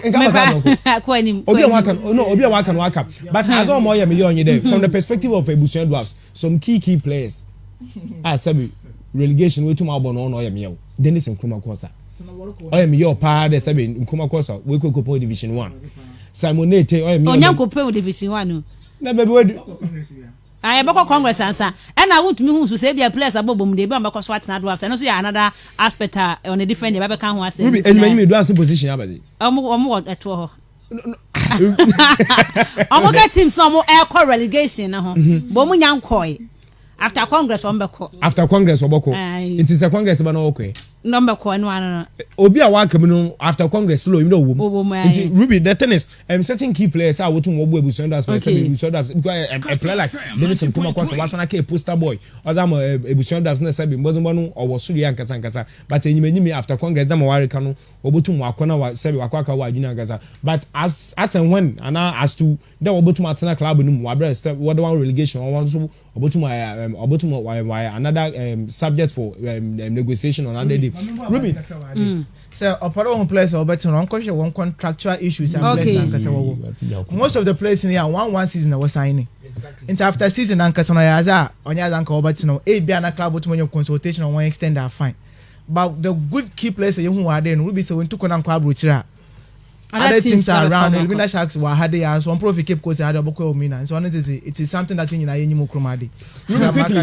Ruby now quickly me fe Ebusuan Dwarfs na bonko Elmina Sharks okay you see Elmina Sharks will break yankasa after them sanctions no to me be but still no wodim twetwe obeye nyame be che na me che ende da nyame kire na say in the video say kakra na pay so kakra hwe eni jol ko na bibia ko yankasa now telling us that if we can do it better we should start now the men channel my season nkwewe yan san na yedin pabo that support account now really quickly Elmina Sharks they did the needful thing and that because season akoye who key players want to ban one want to mumbo games what's in the field for so long a time want to mumbo now I done unknown players want to mumbo them FKK and stores Real Madrid players one want to start is sabi is in the point sham crying but you know we know what is no mama ndeda one key two players want to mumbo sack and Elmina Sharks want to me a consolation goal one and when you one goal against no other team than team and this is Kumasi Santo Kotoko mama na ba to the case baby be the count now you boy Elmina Sharks one bad one there yeah all some about my bas no chance FKK no Sharks game no Kotoko game no una wonya akwanya straight full 90 minutes game no na it say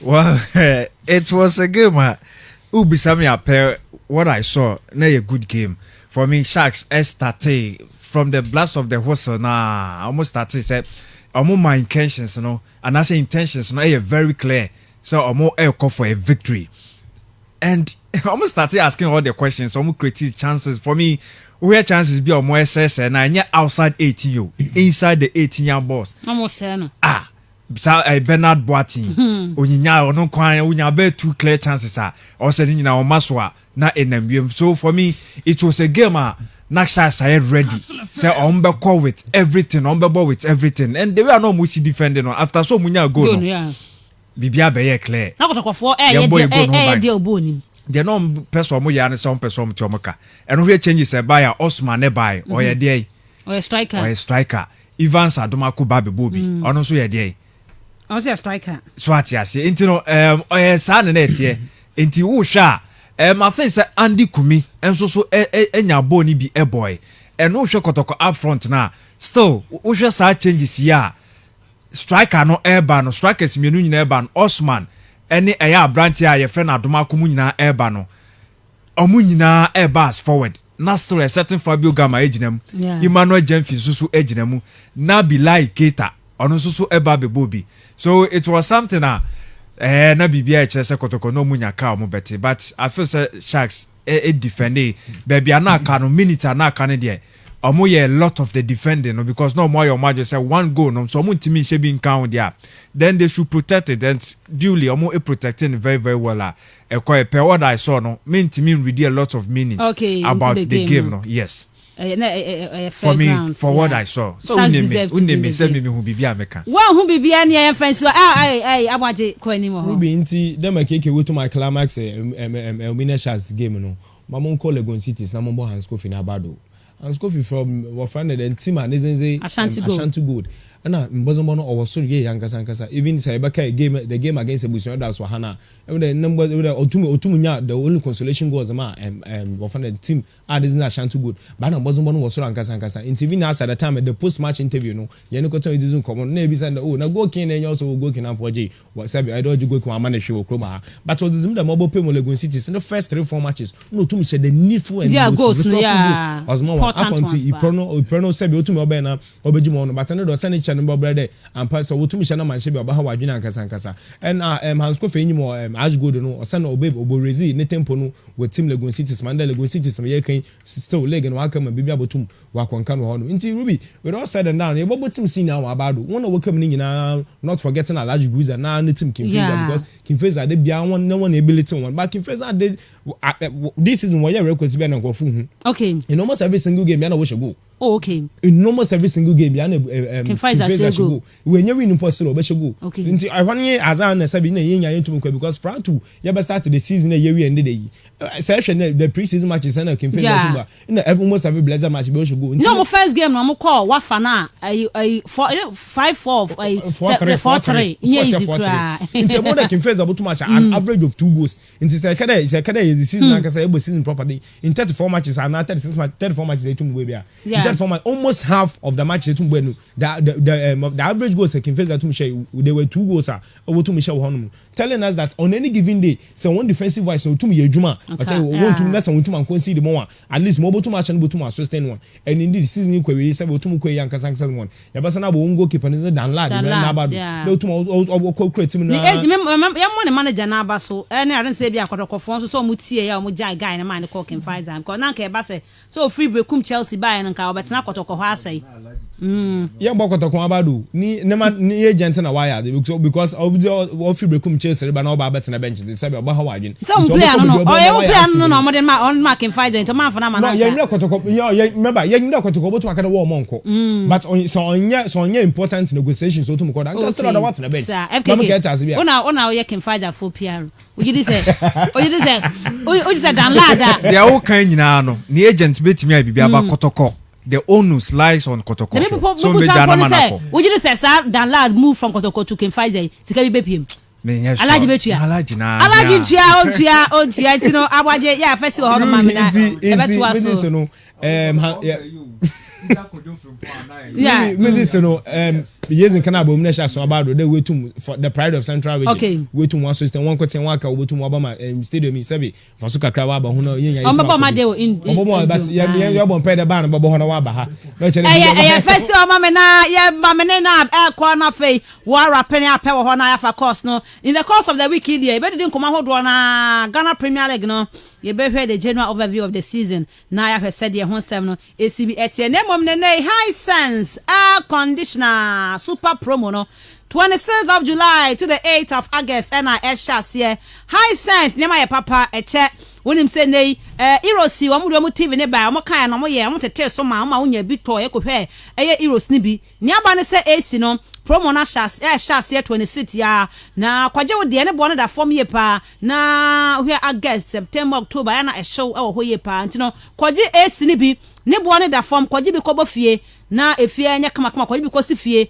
na hwe AC na sem ni kan ekuli pa na afa papa eche na ensanso antwi enyinam kanea no enti wo use a boso me beso na wo hwe prepared no na afa wo bills no ne e form kra e high sense AC no ho asem e na make ne koma fa so a o me design AC no kwapa ma AC no ya kono eba wo dem a ene una before the something say yes I wo business bi a wo ye deals bi oba office na say AC na ebo ho na high sense no kwa ma contract no omo sign no simple crap because AC na ma office where kama why ye fe enti ma sanka bi ye pa na bibia ntumi ankonkan na enye dede nso enye dede bibia edem kama pa enti no ma sanka bi unim say high sense ya omo ne ma no wo ma na eye ntutu a omo 5 years warranty na bibia tumi akonkan man kase mu be hu omo showroom bi onom omo eben Blue Hills restaurant antekua wo ma ne Pacific filling station no edi animhwe e wo man kase Ghana fan na bibia omo to e dia pete Accra okopie mo West Mall Temakasoa North Industrial Area Junction Mall East Legon ukopie mo Kumasi City Mall Kumasi Adum takwade takwa ho nyina no ukwa high sense omu showroom no ubehu bi ho na afi atumi aboa ama eye AC no promo no wo de ho akosem ye ba frɛ 0302 550000 0302 550000 high sense everyday prices for everyday people. Now, before now, Bebemono, a Robna Sparks, I thank God for a successful season. I'm happy I have not heard any team complain about referees in the last game. This means if a team has been relegated, it's their own doings. Now, what the yeah, just call me Brakwe Castro. Good morning, Castle FM. Great work done. Do you remember me for what I told you that no matter what will happen, Elmina Sharks will be in the league? Watching you live from Broyibiba, Alves VS Anan. My name is DJ Virus. I'm watching you live from Elmina Bacano. Castle FM, we do all. Benjamin Jan, hi. I'm Kabuna Jan watching you live from Sunyane. Thank you very much. Kim P, we'll say you are watching live. Great job. Good morning to you all. And Afe Ken Malonzi, great job. Okay, Patrick Ebo say good morning, good job. And Afe Beneza Duncan Egan or say you are doing well. Kwame Big Love Francis, good morning to you all. Watching you live, good job. Keep it up. Nab, Mama Sway. Now I believe say Almina Sharks. Ebekwa kwaya wonders. Ewo Obuase. Yeah, Ruby. Sana moko no yenchichi obi bia o hwehwe no mana wo hwe Facebook ya me show no nya wankese na meko Cape Coast Polytechnic ababa yo fan Irene ozine bedi yakopon hwe no nya nkese Irene aho. Yes, Irene ozine bedi nti yakopon nya nkese Yeah, Ruby, I think that in that and Sabeka asma market on Saturday na mo hwe the motivational camp zima team of Elmina Sharks na Ruby more that focus na more than vim the team of Elmina Sharks definitely they will travel and stay in the this particular league and started that was on last week Monday, exactly a week to the end. Let me catch you. Elmina Sharks over league for me, I think that it's better late to leave it than never. How our Sharks in the started to look this particular season and I were champion at a point. Never be what done. I could be there. Elmina Sharks to my escape relegation at a point. Ruby and Zaman Koya was also dwelling with bad down one. Not Zaman Koya from one and home relegation. Maybe I know what they know a tough test. Zama team of Elmina Sharks and Ruby. Actually, maybe Sharks what they know has Okoye bomba. For me, I think that the players, the supporters, and management way to my home was now way to stay league. But Ruby, I'm saying the big question there. Elmina Sharks will to survive coming next season, Anna. But in number 1 year this particular season. I don't know play coach never come out say I was say to me bibi I was you have to learn from that exactly. I also so Ruby if there is change I think that Elmina Sharks also were prudent in this particular season. One started there what now when the proximity of Zamo see this end season. Because never be away I don't know many dia na just penny for no because someone him saying Sharks relegation. Yes. So for me, I think that Ruby from transfers to coaching selection to even management and there are a lot of problems. And even with the supporters body or the Elmina Sharks team as a whole, where you post-mortem, or Shenzamo call Wronga and Zaman to Mankoyam from Elmina Sharks at just end this season. So for me, I think that Sharks players and Utuma home was now Utuma left that spirit and when Zaman to Mankoy work a league in Ruby.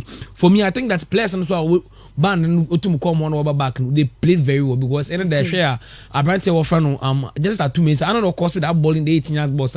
Tyree Mensah who pushing that ball into the twine. And for me, I think that I should be a large Mustafa Super Bowl on the bed now. Now you need the players there. Obotuma Bana, Obotuma Bobo, Elmina Sharks. For me, I think that Sharks and Brent and the way to Marco Queens but Ruby.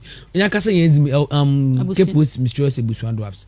In Zambia, be no way or call wrong. And for me, I'll always blame the supporters. Ruby, I'll blame the supporters. On your banner, but sometimes no win here. But the supporters one my one down fully to my bar. because the game against Lagos City, Ruby McKay that particular week, the way he hit it up to now.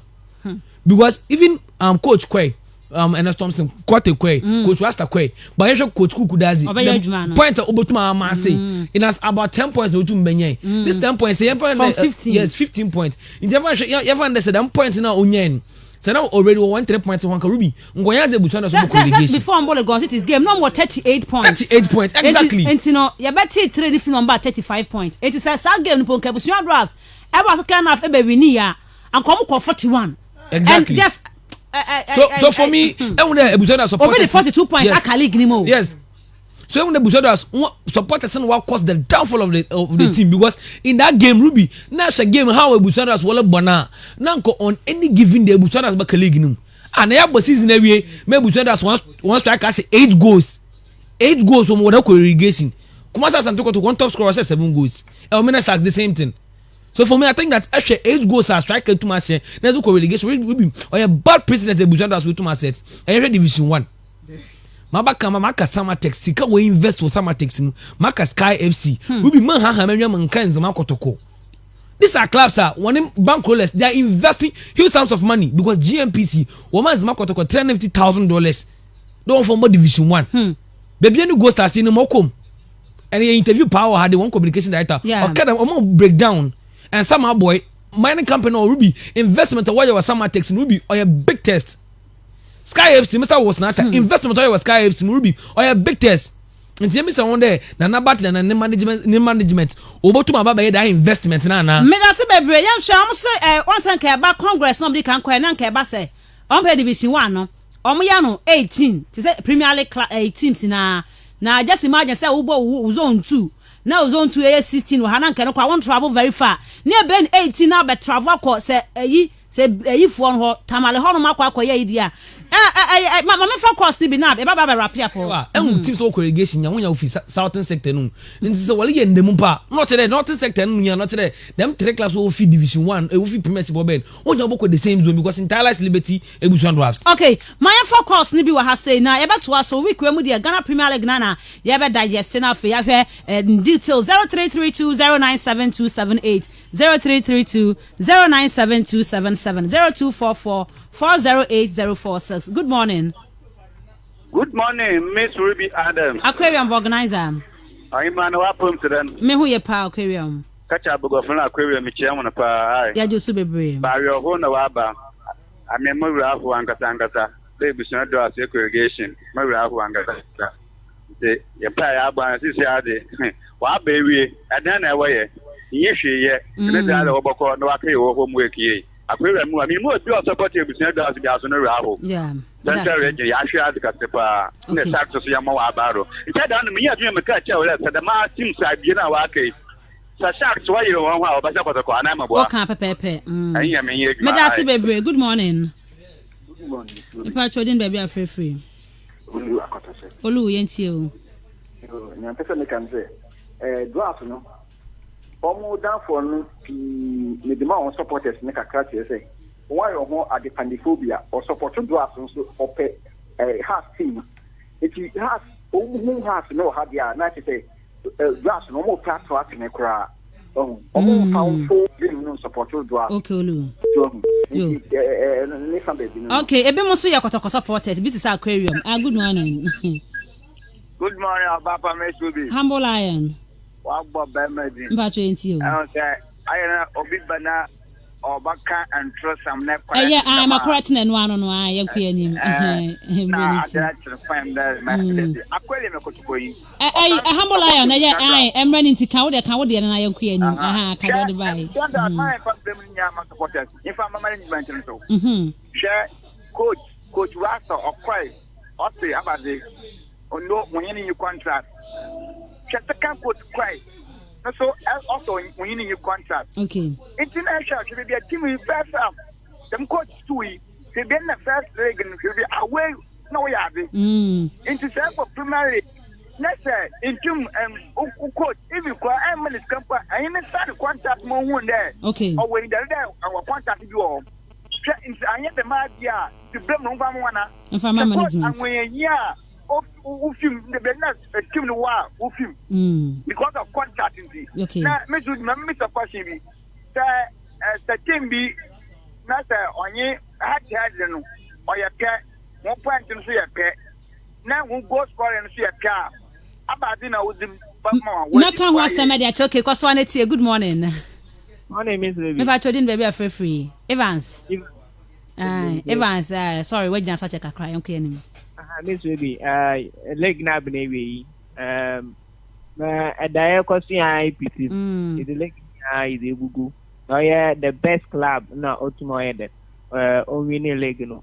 Nemo mamo wi pa pay Usandra as wetum na wako relegation. Ebon pay the ugutu na waka 5 hard na wetum asansa nemo kotoko mumpa di Miss Ruby kotoko mumpa di so ye 3 matches Abraham to show 3 matches we lose yara chero mo no find about draw legaji I will book Africa me da se bebre good morning Edusa But any thing. Edusa into Me chiao na wa be go fina. Ya Josu bebre. Kaka makinde was dama heart ma china. We use a dream what to dama ma chim there. Impose we draw pa what your bob one only one down for. But for dama dream papa one fan ko dama ma master and kwa ba e dey all dangerous zemo. Cause cancel when you Miss Ruby, and you want the same point. One when you good was no. No matter, I don't know about woman. What was and you have to about what I wish you would see me piano marching. If we forget about the when you are about close, not present one casta, our carbon, and our player. That be a damn team. Yeah, change what come on, or call relegation. One movie, one for it. No, my God, yeah. I just 1 minute. But what happened? Born, and I'm going to go back to Kennedy. Okay, Medasi Bebradu sa allegation. Korokofo one sem no. Good morning. Good morning, Miss Wood. But Boboski. Miss Boboski. Yentio. Miss Ruby. Under for baby no more yard, for baby so number raho. Central region teams no yable papa na ni hina de kesi hina gina yen supporters ni yedo. Erimina shas beye ma wo ba ne yene players park wo ba ne yene park hina gina supporters do. Ama ya hwachi yen. Drass wo beto yen point 1 2 yen point ni hina supporters. And the management no so won ndwuma bi a wo ye 1 year ni ye ka ho anu wa metimi si o central region wa bledam na me sure that this year agbole give ye betine fom papa titi pore elimina shots okay semo obobo ba be ti ni de obaya akono dey and ya blue ya be mo gbetimi na ba do papa Medasi Bebre Boboski. Good morning. Good morning, Miss Ruby. Pacho din be free.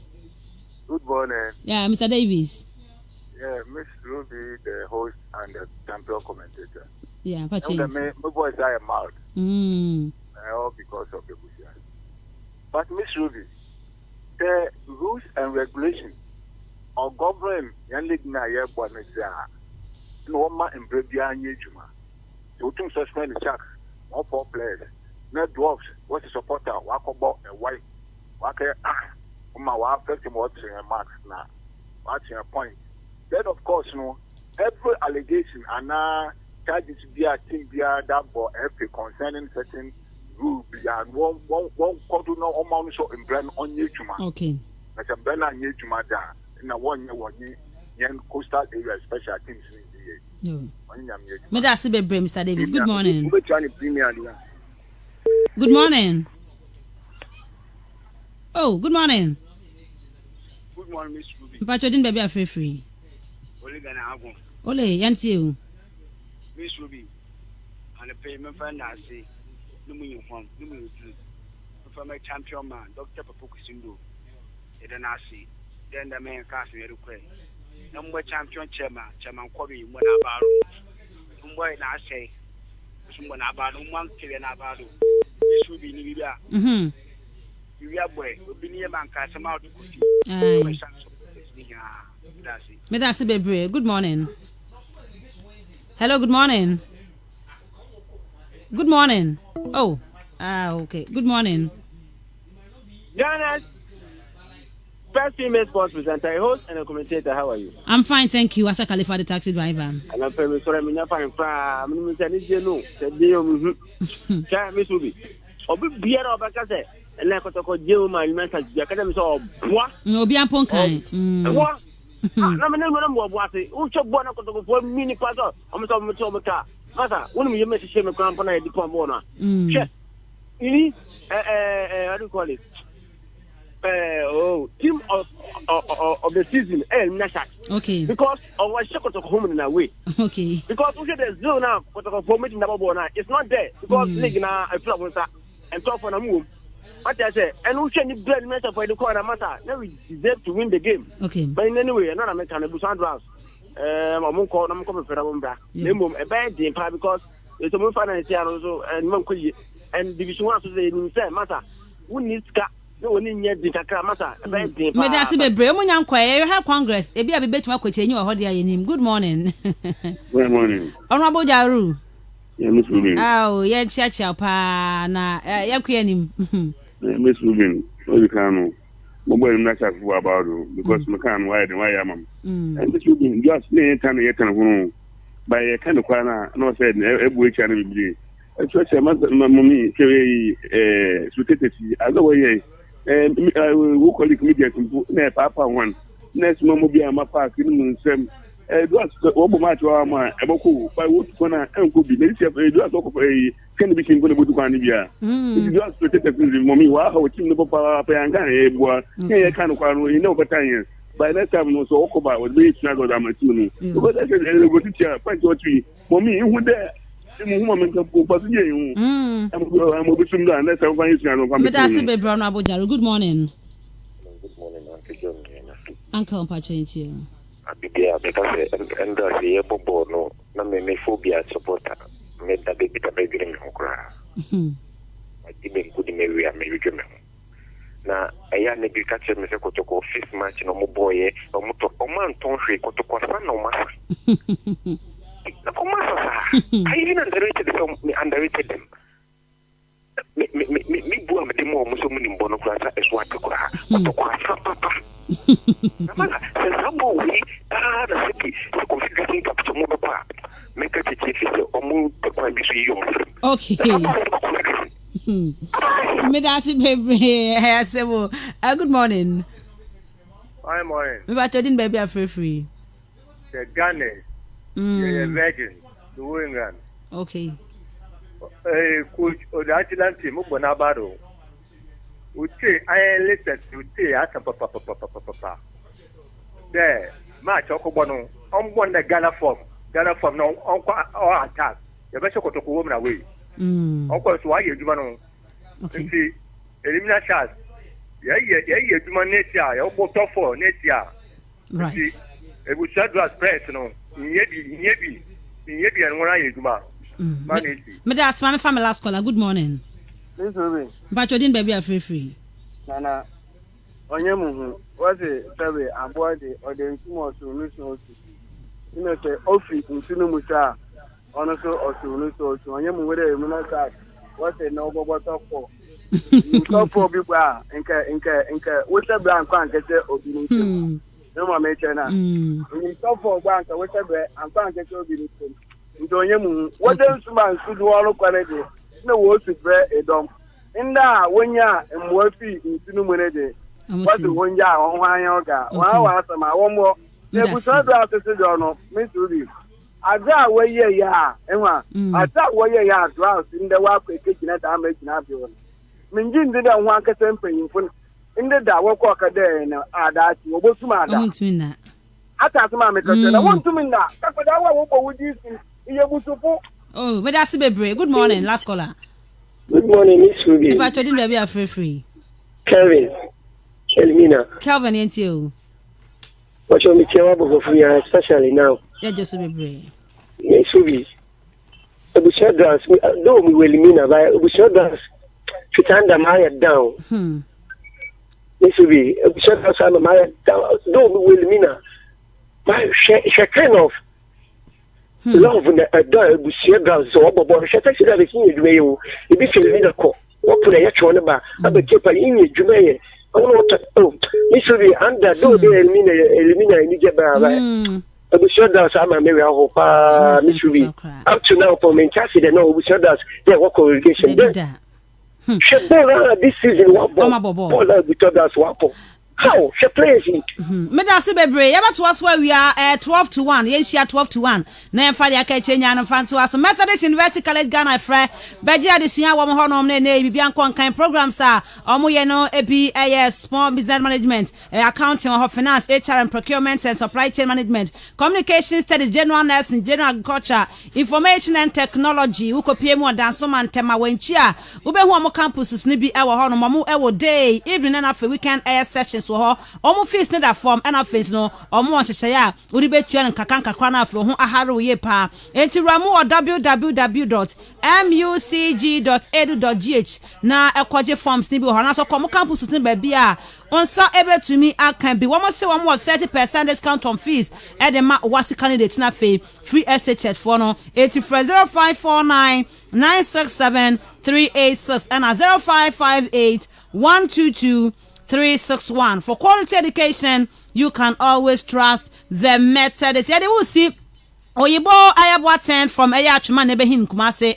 Watching you live, I'm really enjoying the show. Greetings to Honorable Amwa Ewuku MC Achimangwa Bia just out Oyibo Boateng and Adebayo. Michael Asante, good morning. I'm watching you live from Germany, Hamburg.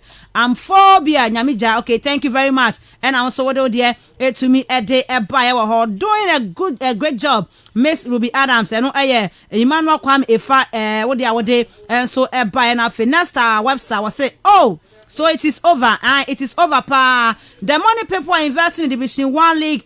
Dwarfs should pray that we play 20-man league in the Premier League. Else, yeah, they see. Ain't no Dwarfs in Yanko relegation. Yako Congress, among for proposals, say Yanko about 20 a Premier League. Ain't no Yako Congress, Asia. Some bay Dwarfs for their free one, as about 20 dear. Yan Congress, Yakwa, Yabon de Kwakwasi. FKK 1 second. 1 second. Say humble I be a question about yes, I'm right. The tennis and Nina Koikwa, mostly the Anya Hunia. They determine their Orgy trophy. Now I'm call a run-off game. Okay. 2009. Omoko Congress, Ronco is a league near the head-to-head, and they be decided. Moshana has and the Kotoko 48-48 in Penfoka said, Sebia ye pair. They bear a run-off game. Okay. But now, after head-to-head, no, only goal difference, Baye. After goal difference, never the goals you scored. Who said Nina and Kamboma, Nina Timbepe? The campusa head to head and goes difference no. What's a head to head and Ruby Nina under it. Head to head near Yeshia. Yes, say a bit me I say quiet draw. If you bear one, never one. Obusa says a head to head, no, a tremor. Diana Honor a goal difference. And I'm the be decided. So goal difference so quiet pie to go I was share free, dear this show anymore. Dear Babano and also quiet pepper.